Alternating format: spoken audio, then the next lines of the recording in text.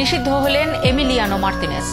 আর্জেন্টিনার এই বিশ্বকাপ জয়ী গোলকিপারের বিরুদ্ধে ওঠা দুটি অভিযোগ প্রমাণিত হওয়ায় তাকে শাস্তির মুখোমুখি করেছে ফিফার ডিসিপ্লিনারি কমিটি। 2 ম্যাচ নিষিদ্ধ করা হয়েছে এমি মার্তিনেজকে। কোহিনুর কণার রিপোর্ট।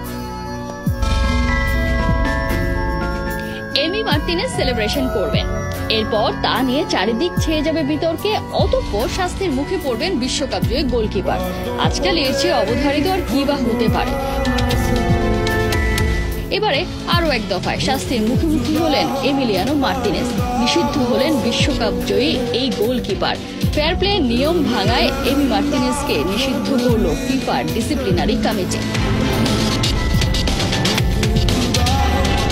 এমি মার্তিনেজের বিরুদ্ধে মূলত উঠেছে দুটি অভিযোগ। প্রথমটি 5 সেপ্টেম্বর চিলির বিপক্ষে জয়ের পর কোপা আমেরিকা ট্রফি নিয়ে বাজে অঙ্গভঙ্গি করেন আর্জেন্টাইন গোলকিপার।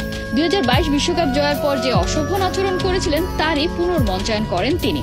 আর দ্বিতীয় ঘটনা ঘটে 10 সেপ্টেম্বর, যে ম্যাচে কলম্বিয়ার বিপক্ষে হেরে বসে আর্জেন্টিনা।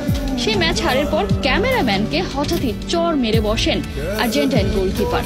সাথে সাথে ক্যামেরাম্যানও জানায় ফিফার কাছে অভিযোগ জানাবেন তিনি। পুরো ঘটনা ফুটবলের সর্বোচ্চ নিয়ন্ত্রক সংস্থা আমলে এনে তদন্ত শুরু করে। অভিযোগ প্রমাণিত হয় বিশ্বকাপ বাছাইয়ে পরের 2 ম্যাচের জন্য নিষিদ্ধ করা হয় এমি মার্তিনেজকে। অর্থাৎ 10 অক্টোবর ভেনেজুয়েলা এবং 15 অক্টোবর বলিভিয়ার বিপক্ষে ক্রুশিয়াল ম্যাচে মাঠে নামতে পারছেন না এমিলিয়ানো মার্তিনেজ।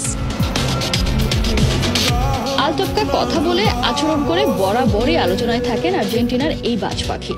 বিশ্বকাপ জয়ের পর এমির সেলিব্রেশন নিয়ে তৈরি হয়েছিল রাজ্যের বিতর্ক। এরপর কিলিয়ান এমবাপ্পেকে নিয়েও করেছিলেন বাজে মন্তব্য। এখন দেখা যাক এমির এই সব আচরণের খেসারত কিভাবে দিতে হয় আর্জেন্টিনাকে। কোহিনুর কণা, 71।